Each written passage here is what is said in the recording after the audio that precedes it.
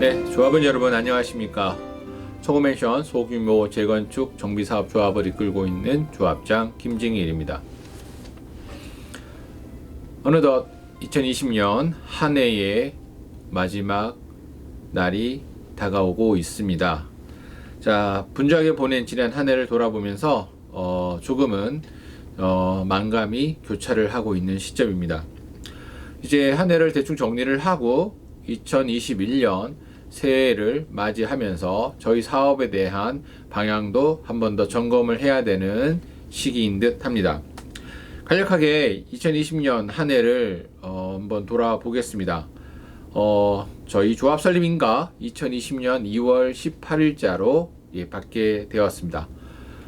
법인 사업자인 관계로 사업자 등록을 하기 위해 여러 가지 좀 우여곡절을 겪은 가운데 최종적으로 2020년 5월 25일 조합 사무실이 개소되면서 본격적인 사업이 시작되었습니다.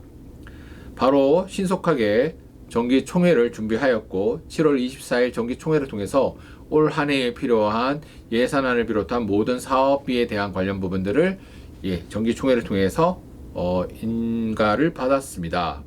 자, 그리고 신속하게 시공사 선정을 바로 준비를 하였고요.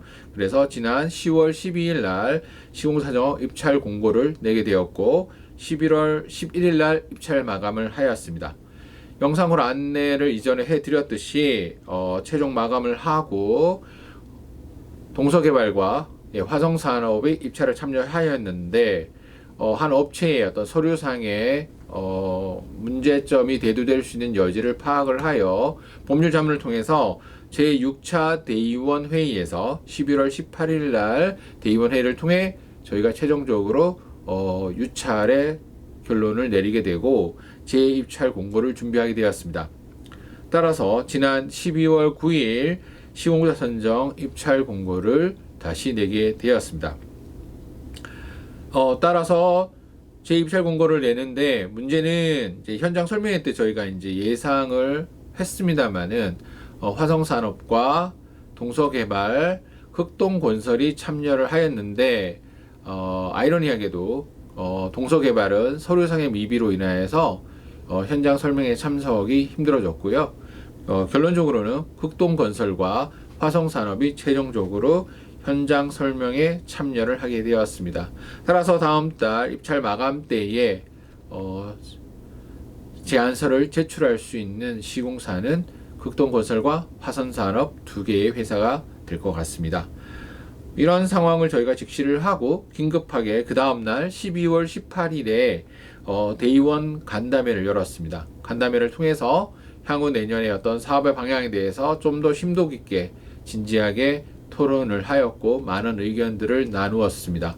이제 다음 달 입찰 마감을 통해서 저희가 향후 나아갈 방향에 대한 부분들을 좀 더 구체적으로 모색을 하게 될 것 같습니다.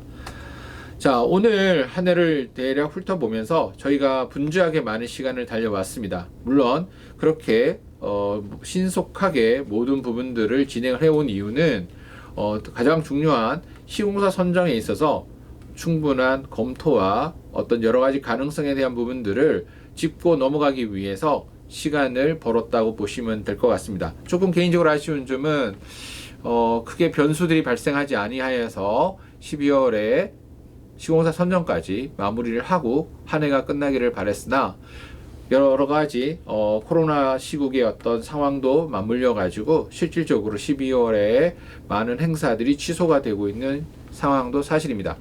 안타까운 현실 가운데서 내년을 맞이하면서 저희가 한번 되짚어보고 싶은 것은 저희가 가지고 있는 재건축 사업의 특성에 있어서 항상 기준이 중요한 것 같습니다.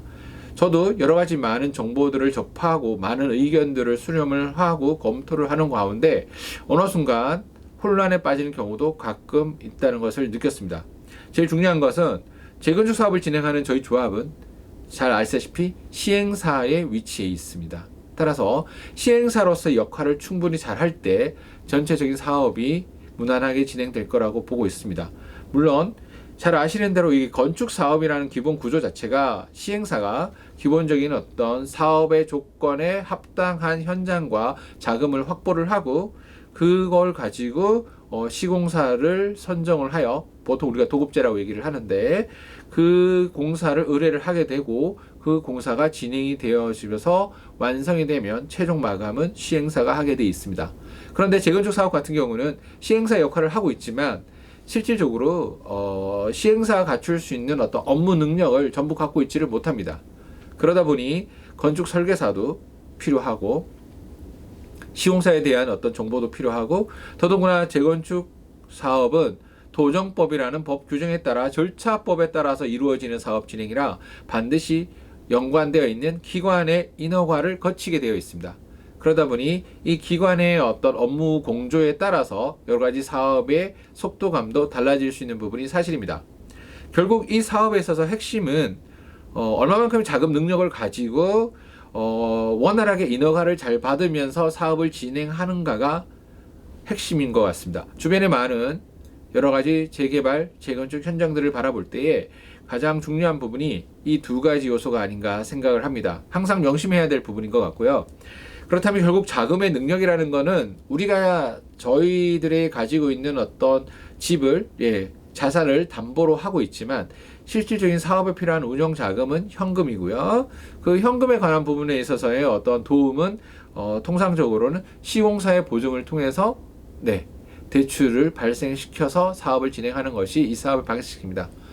물론 저희가 십시일반 자금을 충당을 할 수 있다면 좀 더 원활할 수 있는 부분도 없잖아 있지만 어떤 여러 가지 안정성이나 변화에 따른 어떤 위험 부담을 줄이기 위해서 정부의 어떤 도움을 받는 개념이라 보시면 될 것 같습니다. 그러다 보니까 결국은 어쩔 수 없이 시행사가 주관을 하고 있음에도 불구하고 자금의 운용에 있어서 여력이 있는 시공사를 어떻게 만나냐에 따라서 여러 가지 성격의 변화가 생기는 건 사실입니다. 그러다 보니까 예민하게 시공사 선정에 접근할 수밖에 없고요. 거기에 맞물려서 어떤 기관의 인허가에 관련되는 부분, 물론 대부분의 인허가는 사실은 건축 설계사의 역량에 많이 달려 있다고도 볼 수 있을 것 같습니다. 건축 심의와 같은 어떤 여러 가지 통합 심의도 마찬가지고 실질적으로는 어떤 건축 설계사 도움을 많이 받는 것이 사실입니다. 그래서 건축 설계사를 잘 만나는 것도 상당히 큰 사업의 이득이 될 거다 보여지는데 저희 같은 경우는 이미 건축 설계사를 선정이 되어 있는 상황이고 대구에서 나름 아주 상당히 인지도와 어떤 유능함을 인정받고 있는 업체인 것도 사실입니다.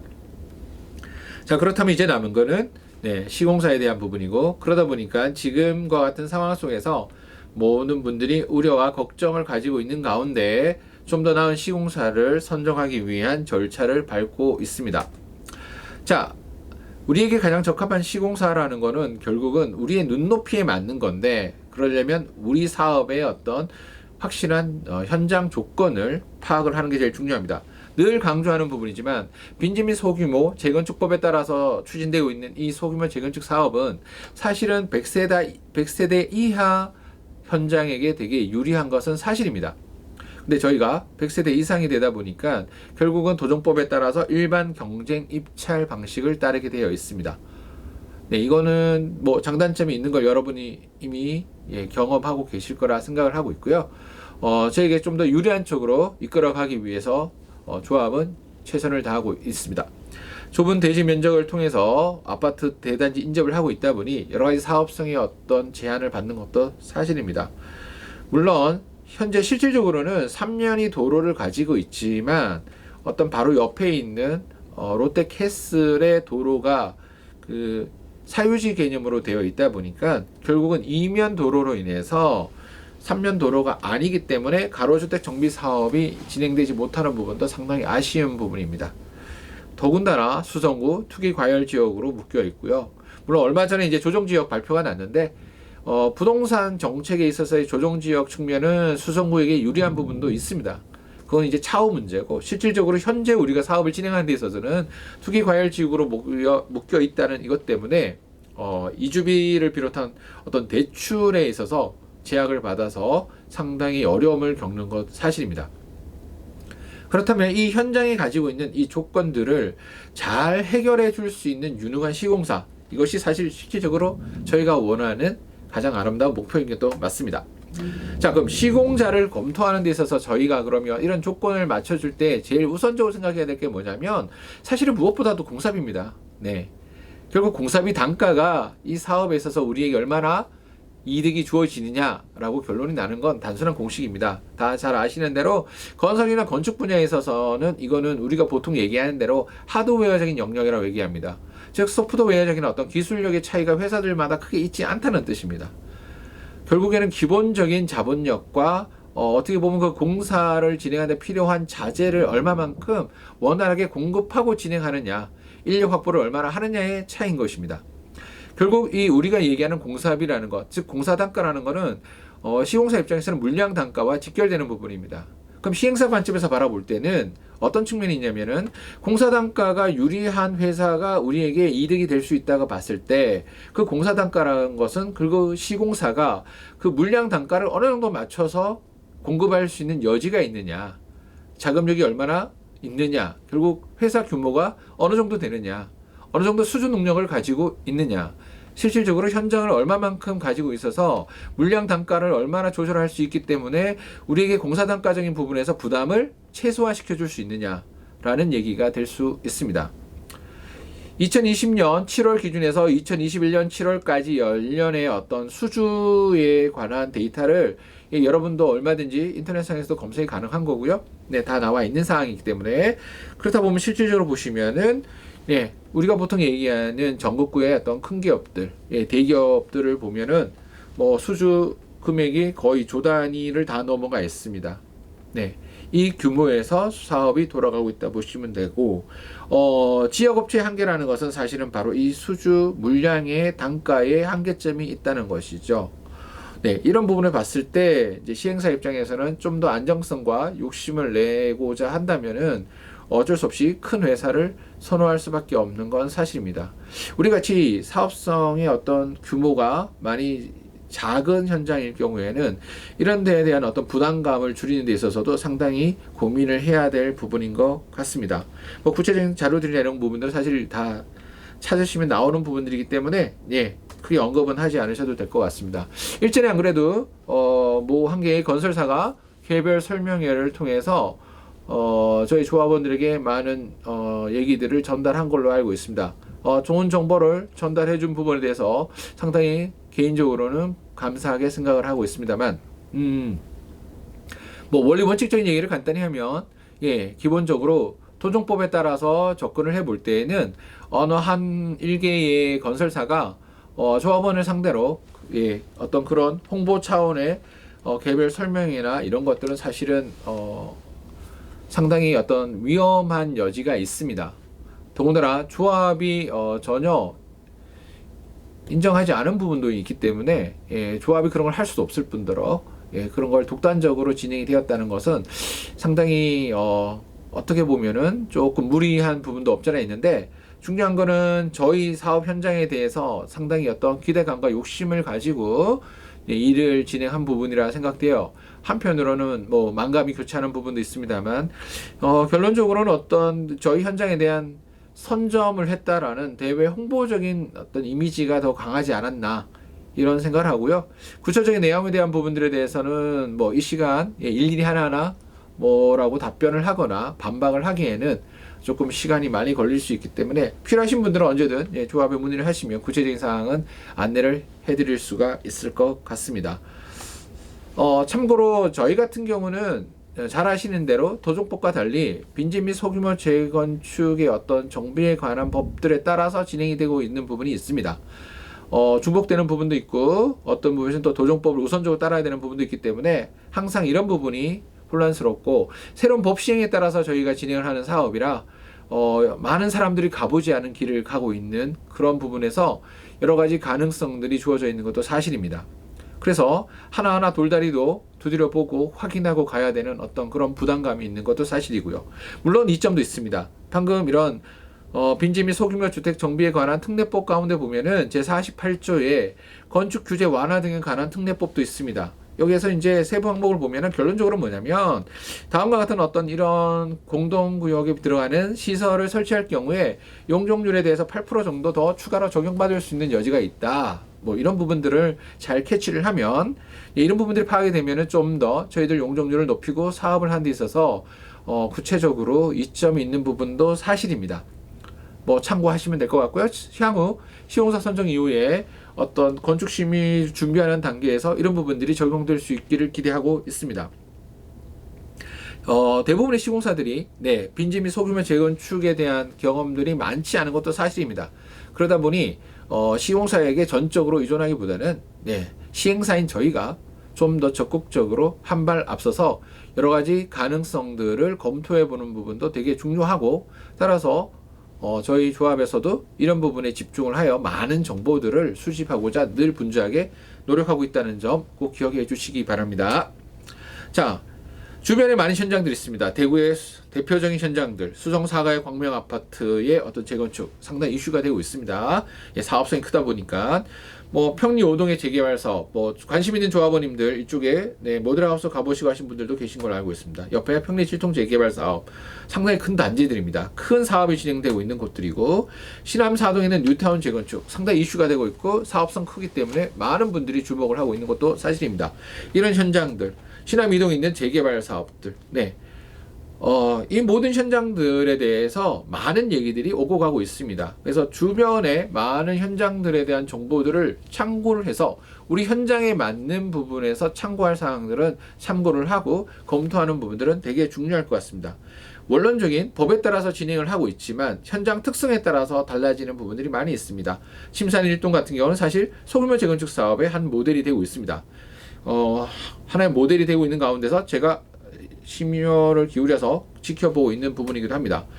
뭐 개인적으로 법원 맞은편에 있는 범어 3.1맨션 지역의 어떤 소규모 재건축 사업, 여기는 조합장으로서 상당히 부러운 롤 모델이 되기도 합니다.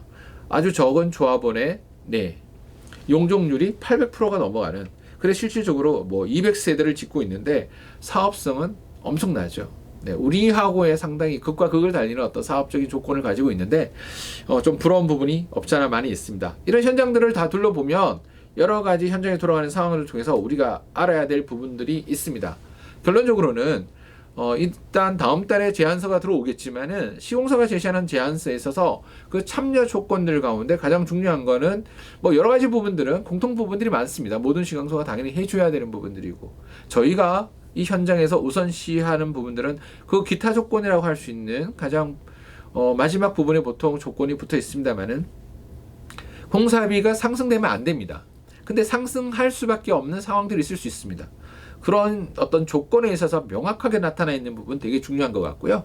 그 다음에 조합 사업비나 조합원 이주비 관련되는 부분들, 대출 실행이 원활하게 잘 안 될 수 있습니다. 저희 조건상. 그러다 뭐 이런 부분에서 좀 더 책임감 있게 진정성 있는 어떤 제시를 할 수 있느냐, 이런 부분들. 그 다음에 시공 관련해서 주변의 민원이나 이런 부분들이 당연히 발생을 할 수밖에 없습니다. 그럴 때 그 책임과 부담에 대한 어떤 구체적인 조건이라든지, 그 다음에 정부 정책이 끊임없이 변화하고 있습니다. 법규도 개정되고 있습니다. 이런 어떤 소급 적용에 따를 수 있는 데 있어서 이런 부분들을 어떻게 협의해 나갈 것인지 좀 더 구체적으로 제안을 해주면 좋지 않을까. 그리고 조합과의 어떤 여러 가지 협의에 따른 변경들이 생길 수 있는데, 그런 부분에서 시공사가 좀 더 적극적으로 조합의 우선적인 어떤 사업 참여를 할 수 있는 의지를 보여주실 수 있다면은 그런 시공사야말로 저희들에게는 아주 최상의 시공사가 아닐까, 이런 생각을 하며 입찰 마감 때까지 기대감을 가지고 기다려보고자 합니다. 자, 중요한 거는 올 2월에 시작을 하여 이제 12월까지 정신없이 달려왔습니다. 이때를 위함이 아닌가 생각하는데, 여러 가지 현장에서 나타나는 어떤 상황들 때문에 혼란스러웠던 부분들도 없잖아 있습니다. 그러다 보니 어느 순간인가 방향에 대한 어떤 흐트러짐 때문에 목표를 잃어버리는 순간도 가끔 있었는 것 같습니다. 우리의 지향점, 목적지가 어딘지 먼저 생각을 해본다면은 무엇보다도 중요한 것은 방향보다는 목적지가 우선인 것 같고요. 방향을 잘못 잡아서 이게 지름길인가 보다 하고 달려갔는데 여기가 아닌가 보네 라고 생각을 한다면은 다시 처음부터 또 해야 되는 그런 상황이 발생을 하는 듯 합니다. 아직까지는 시공사가 선정되지 않았고 본격적인 사업에 관련되는 업체들이 선정되지 않은 가운데서 사업비가 본격적으로 지출되고는 있지 않습니다만 어쨌든 명확한 목적지에 부합하는 방향을 잘 선택을 하고 거기에 따라서 우리의 사업비에 대한 부분들을 잘 가늠을 해야 되지 않을까 생각을 합니다. 이 우선순위가 흐트러지는 경우에 여러 가지 많은 부담감을 가질 수밖에 없는 게 이 사업이고 주변의 많은 현장들 가운데서 원활하게 진행되지 않고 멈춰있는 현장들도 제가 많이 보고 있습니다.